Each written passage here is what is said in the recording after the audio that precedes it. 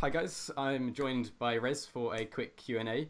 Originally, I had a whole load of questions that I was going to ask him and go into a bit of depth, but because you guys had so many questions on NIP's Facebook and Twitter, I thought I might as well just choose the best questions that you guys have and see what the answers are. So, first of all, how did you get into CS:GO, and when did you start noticing that you were good? Like I would say I got into CSGO when I was around 9, 10 years old, when my brother introduced it for me. I switched back and forth between CS and other games, but I always came back to CS at the end. So that's where my passion started for CS actually. When I noticed the first actual if I really wanted to do this and if I got to know that I was good at it was when we finished the minor at Bucharest together with CG.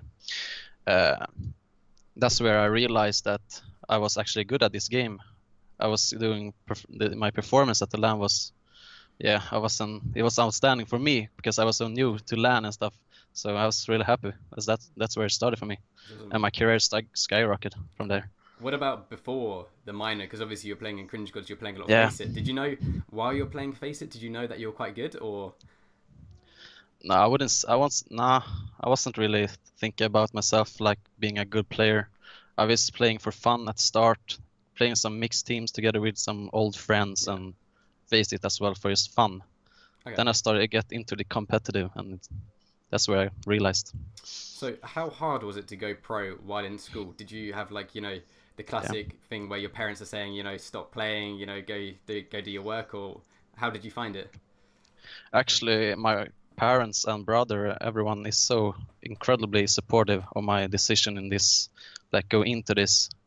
And even my teachers at school was giving me free time to take days off to go to events and stuff. Oh, so it's going easy for me. Nice. So it wasn't really that much trouble.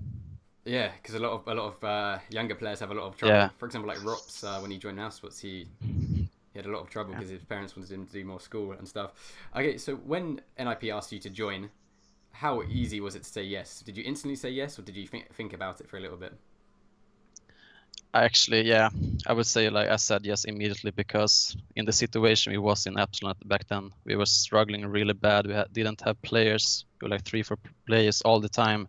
I really wanted to move on and take the step further. So NiP was the answer to that. So I had to take the yes. Fair enough. Don't blame me. I mean, if you didn't say yes, you'd be playing with some UK legend, Smuya. Actually, to be fair, he's quite a good player. So if he's watching this, I hope he does well. I saw him in games. It's not bad. Especially with the AWP, he seems very, very quick. Okay, so how does it feel playing with legends such as Get Right Forest and Exist? Yeah, it feels amazing. Playing with experienced players, it's educational for me as well. They can teach me, and I can learn a lot from them because it's gonna help me to improve myself and the team together. Yeah. And did you ever think when you're playing at the minor, okay, I might be able to play with NiP and go to big tournaments like Cologne and stuff like this, or would you think, okay, I know I'm good, but I'm not sure if I ever make it, or? Maybe in the further future maybe, but not this fast. It has gone 1 year, and I'm playing for an NiP from CG in 1 year, and it's going really quickly for me. And I had to gather all my thoughts. I don't know. Well, you got more time now because you're at school, so it must be good. That was well. I'm done, and now I can spend all my time at this. Sweet. I'm sure everyone's happy to hear that you're going to go full time and stuff like that, because it's hard work. That was the dream all along. Yeah. So what's the main differences between NiP and Epsilon in terms of maybe the organization, the skill of the players, and maybe the communication? So those 3 aspects. The organization I haven't really met any of the big guys or the management yet. Hisham and Hisham, I haven't met them yet. I'm looking forward to them. I'm gonna meet them at 28th, I think, when I go into the boot camp. It's gonna be great, and I had a bunch of great times with Epsilon, and they are great people, friends, and they're close to you. They think about you. They care about how you are as a person. Everything. Big props to that. Yeah. and what's more the So like, the what's the difference in like maybe the communication and in-game. skill? Yeah, the in-game differences. Yeah, the in-game it's not really that much difference, I would say, because all the skill levels and skill caps in Cisco right now between the teams are really close. And Epsilon, our team, we were up there against NiP. We were close rivals, but the only difference would be like I'm playing with the much more experienced players, and Yeah. I need to adapt. I need to adapt a bit because their playstyle are a bit different, maybe, and nothing more than that.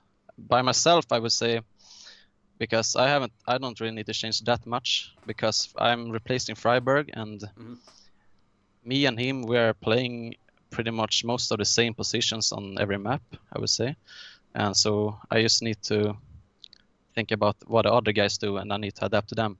Yeah. But on the bomb sites and stuff, I can think about myself like I'd used to.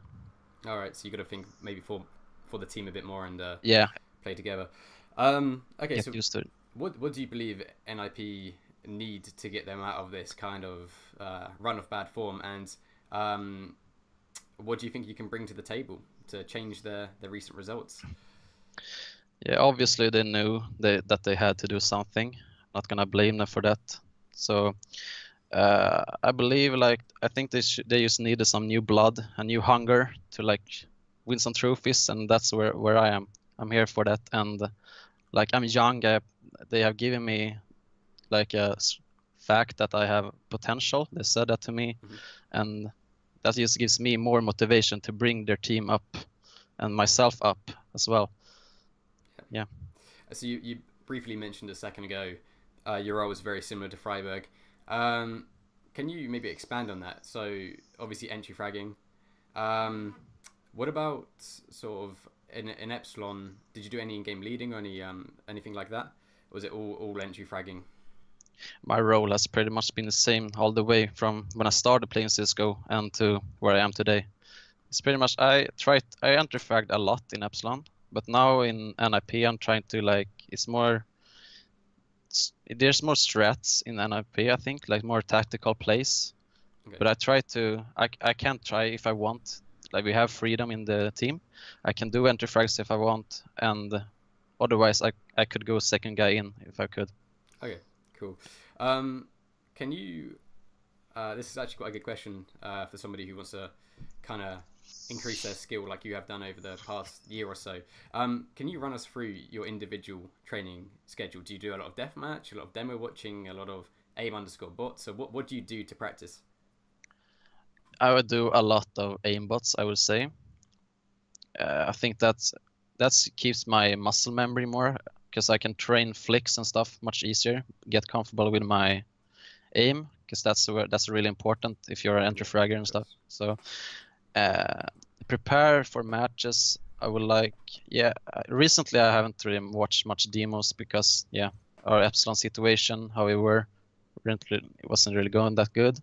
But now when I'm in NiP, I will watch every demo possible, every team we play, because that helps a lot when you in this scene right now.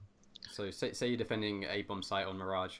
Do you watch how, for example, say you're going to play Na'Vi, do you watch how they attack it and like what you need to do to counter it?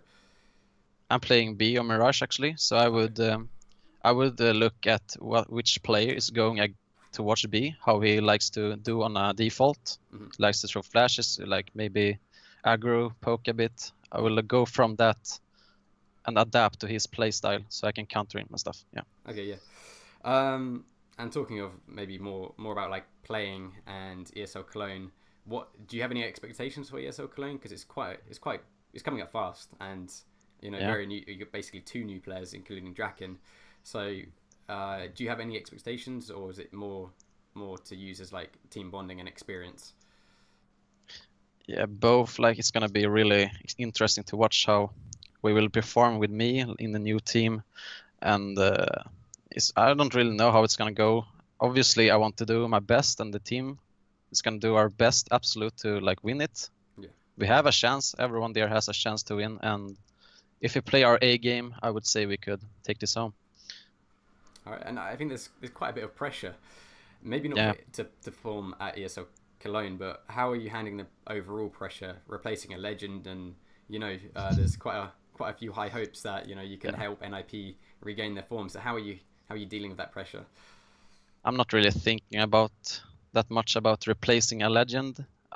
Because I think more like the NiP team, they chose me because I had potential. I tried to think about that instead, and the whole community and all the fans is giving me all the support that just keep me motivated to play, and it keeps me happy. I think that's definitely the best It helps. mindset to have. It helps. Yeah. Okay, so where do you see yourself in 3 years' time? I want to be a major winner for sure. So I want to become a legend as well, like all the guys I'm playing with right now. Yeah. I hope so. What advice would you give to younger players then that want to follow in your footsteps, become as good as you, or go from playing Cringe Gods 1 year and NiP the next year? What advice would you give to them? Like, if you really want to do this, you should put all the time that you need or have. The time that you have, you should put it into playing, just grinding CS, practice, watch streams, watch demos of pro players, see how they calculate, how they see how they read tacticals and stuff like that. Just learn from the best, I would say. I think one of the problem that a lot of people have is because the answer you gave is a quite a good one, but a lot of people have said that before. And what do you think? What do you think? No, I mean, but what do you think of this problem where people were like, "Yeah, I want to put all my time in," but then they spend their time playing matchmaking with their friends rather than watching the demos, like you said. So what would you tell those guys?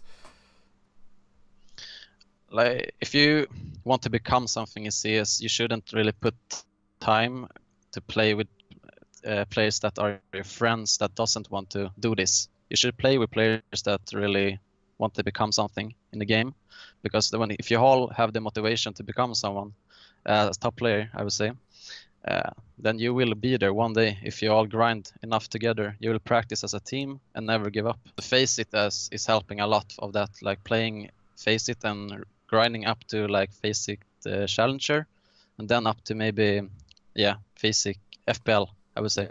That there you have a chance to show yourself to the top. Yeah, and really taking it seriously, I suppose, is also something you need to help when you play Face It. It's not just having the best stats. You got to learn how to actually play the game. Don't look down on yourself. Yeah. Final question, probably the most important question of them all: tea or coffee? Coffee. Absolutely. The wrong answer.